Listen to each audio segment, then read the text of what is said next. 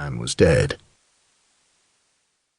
The lady in the solo was not initially concerned at the sound of a visitor, until a servant announced the Prior of Bordesley. Her lord was not due home before the morrow, for he had business in Wich, and had then been due to visit the abbey of the White Monks, so she felt no stirring of alarm until one of that house was ushered before her. She rose, setting aside needle and linen with a polite, if watchful, smile of greeting that froze as she saw the man's face. Only a bearer of bad news would wear a look like that. It was then an invisible hand grasped her viscera, clutching where the first inklings of life lay quiet. "Your visit is unexpected, Brother Prior?" Her voice was low, unnaturally calm. "May I offer you hospitality?" The Cistercian shook his head, and Christina Fitzpaine noted the hands clenched together beneath the scapula of his habit. "I have news, my lady. Unwelcome news, I'm afraid. My Lord Fitzpaine did not arrive at Bordesley as he had sent word to Father Abbot he would, and there was an incident upon the salt road from Wich to Feckenham the day before yesterday." "An incident?" Part of her wondered why this strange word dance was being performed.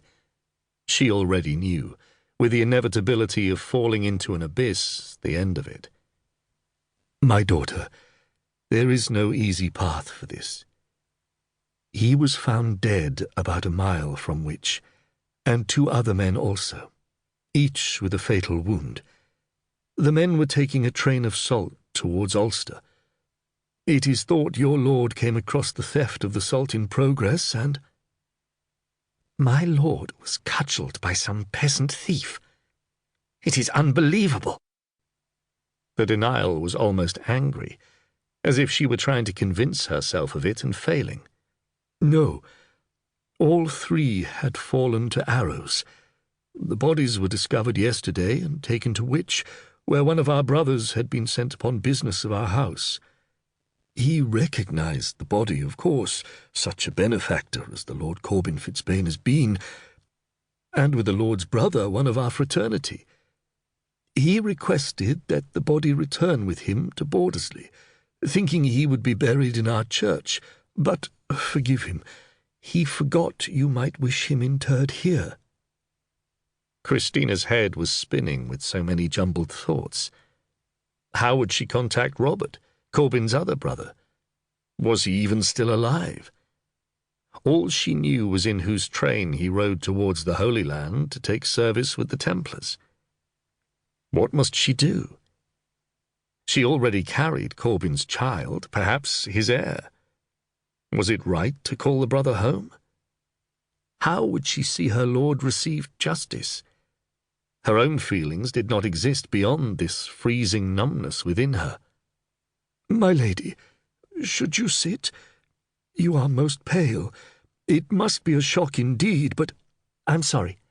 No, I need not sit." She tried to be logical. "Yes, he would be glad to lie within the confines of Bordesley, and arrangements shall be made to provide for masses for his soul, of course. Might I return with you to be present for the funeral? I would see him again, once, if that is possible." She paused. "Your journey has taken some hours. You should take a little food before we depart. Please, whilst I make preparations." She went to the door, calling for a servant issuing instructions, working at practical things, avoiding the bottomless pit of darkness that threatened her. And then a thought occurred to her. She turned back to the brother. "What of my lord's horse?" "Horse and sword also were gone." The monk did not think it fair to mention that the body had been found half-stripped. He saw the frown upon the young woman's face, the dark brows almost meeting. "The horse is distinctive.